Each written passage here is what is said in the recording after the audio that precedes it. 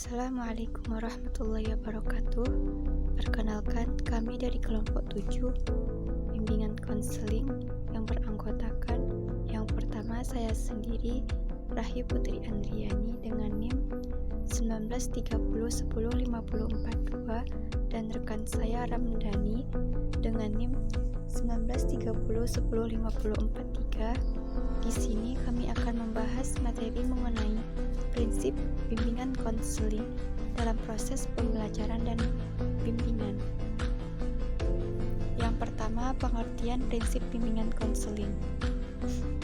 Prinsip bimbingan dan konseling menguraikan tentang pokok-pokok dasar pemikiran yang dijadikan pedoman program pelaksanaan atau aturan main yang harus diikuti dalam pelaksanaan program pelayanan bimbingan, dan dapat juga dijadikan sebagai seperangkat landasan praktis atau aturan main yang harus diikuti dalam pelaksanaan program pelayanan bimbingan dan konseling di sekolah. Prayitno mengatakan bahwa prinsip merupakan hasil kajian teoritik dan telaah lapangan yang digunakan sebagai pedoman pelaksanaan sesuatu yang dimaksudkan.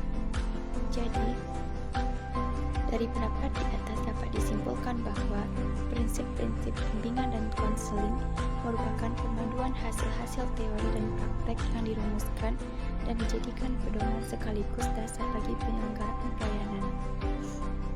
Selanjutnya, macam-macam prinsip BK.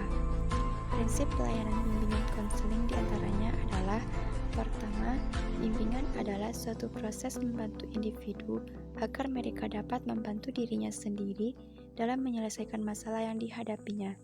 Kedua, hendaknya bimbingan bertitik tolak atau berfokus pada individu yang dibimbing. Yang ketiga, bimbingan diarahkan pada individu dan tiap individu memiliki karakteristik tersendiri. Yang keempat, masalah yang dapat diselesaikan oleh tim pembimbing di lingkungan lembaga hendaknya diserahkan kepada ahli atau lembaga yang berwenang menyelesaikannya. Selanjutnya, yang kelima, bimbingan dimulai dengan identifikasi kebutuhan yang dirasakan oleh individu yang akan dibimbing. Selanjutnya, luas dan fleksibel sesuai dengan kebutuhan individu dan masyarakat. Program bimbingan di lingkungan lembaga pendidikan tertentu harus sesuai dengan program pendidikan pada lembaga yang bersangkutan, dan hendaknya pelaksanaan program bimbingan dikelola oleh orang yang memiliki keahlian dalam bidang bimbingan, dapat bekerja sama dan menggunakan sumber-sumber yang relevan yang berada dalam ataupun di luar lembaga penyelenggara pendidikan. Dan yang terakhir, hendaknya melaksanakan program bimbingan dievaluasi untuk mengetahui hasil dan pelaksanaan program. Menurut Halen, prinsip-prinsip bimbingan konseling adalah: yang pertama, prinsip-prinsip berkenaan dengan sasaran pelayanan, di mana BK melayani semua individu tanpa memandang umur, jenis kelamin, suku, agama, dan status sosial ekonomi. BK berurusan dengan pribadi dan tingkah laku individu yang unik dan dinamis. BK memperhatikan sepenuhnya tahap-tahap dan berbagai aspek perkembangan individu, dan BK memberikan perhatian utama kepada perbedaan individual yang menjadi orientasi pokok pelayanannya. Baiklah, saya Ramdhani dengan NIM 1930105443. Saya akan melanjutkan penjelasan dari teman saya tadi. Yang kedua, prinsip-prinsip yang berkenaan dengan masalah individu, di mana prinsipnya itu: yang pertama, BK berurusan dengan hal-hal yang menyangkut pengaruh kondisi mental atau fisik individu terhadap penyesuaian diri di rumah, di sekolah, serta dalam kaitannya dengan kontak sosial dan bekerja, dan sebaliknya. Pengaruh lingkungan terhadap kondisi mental dan fisik individu. Yang kedua, kesejahteraan sosial, ekonomi, dan kebudayaan merupakan faktor timbul masalah pada individu yang kesamaannya menjadi perhatian utama pelayanan BK. Prinsip yang ketiga yaitu prinsip-prinsip yang berkenaan dengan program pelayanan, di mana prinsip-prinsipnya itu: yang pertama, BK merupakan bagian integrasi dari proses pendidikan dan pengembangan. Oleh karena itu, BK harus diselaraskan dan dipadukan dengan program pendidikan serta pengembangan peserta didik. Yang kedua, program BK harus fleksibel disesuaikan dengan kebutuhan individu, masyarakat, dan kondisi lembaga. Dan yang ketiga, program bimbingan dan konseling disusun secara berkelanjutan dari jenjang pendidikan terendah sampai tinggi. Prinsip yang keempat yaitu prinsip yang berkenaan dengan pelaksanaan pelayanan. Yang pertama yaitu BK harus diarahkan untuk pengembangan individu yang akhirnya mampu membimbing diri sendiri dalam menghadapi permasalahannya. Yang kedua, dalam proses BK, keputusan yang diambil dan akan dilakukan oleh individu hendaknya atas kemauan individu itu sendiri, bukan karena kemauan atau desakan dari pihak lain. Yang ketiga, permasalahan individu harus ditangani oleh tenaga ahli dalam bidang yang relevan dengan permasalahan yang dihadapi.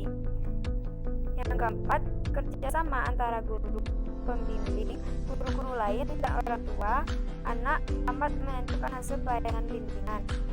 Yang kelima, pengembangan program pelayanan BK ditempuh melalui pemanfaatan yang maksimal dari hasil pengukuran dan penilaian terhadap individu yang terlibat dalam proses pelayanan program bimbingan dan konseling itu sendiri. Dan prinsip yang kelima itu prinsip bimbingan dan konseling di sekolah. Prinsip BK di sekolah menengah bawah, penegakan dan penumbuhan kembangan pelayanan bimbingan dan konseling di sekolah hanya mungkin dilakukan oleh konselor profesional yang sadar akan profesinya dan mampu menerjemahkan ke dalam program dan hubungan dengan sejawat dan personal sekolah lainnya, memiliki komitmen dan keterampilan untuk mampu membantu siswa dalam segenap variasinya di sekolah dan mampu bekerja sama serta membina hubungan dan harmonis dinamis dengan kepala sekolah. Dan untuk materi yang ketiga yaitu fungsi prinsip BK dalam proses pembelajaran dan bimbingan. Yang pertama, konselor harus memulai karirnya sejak awal dengan program kerja yang jelas dan memiliki kesiapan yang tinggi untuk melaksanakan program tersebut. Konselor juga memberikan kesempatan kepada seluruh personal sekolah dan siswa untuk mengetahui program-program yang hendak dijalankan itu. Yang kedua, konselor harus selalu mempertahankan sikap profesional tanpa mengganggu keharmonisan hubungan antara konselor dengan personal sekolah lainnya dan siswa. Dalam hal ini, konselor harus menunjukkan keprofesionalannya, tetapi tetap menghindari sikap elitis atau kesombongan atau keangkuhan profesional. Yang ketiga, konselor bertanggung jawab untuk memahami peranannya sebagai konselor profesional dan menerjemahkan perannya itu ke dalam kegiatan nyata. Konselor harus juga mampu dengan sebaik-baiknya menjelaskan kepada orang-orang dengan siapa akan bekerja sama tentang tujuan yang hendak dicapai oleh konselor serta bertanggung jawab yang terpikul di pundak konselor.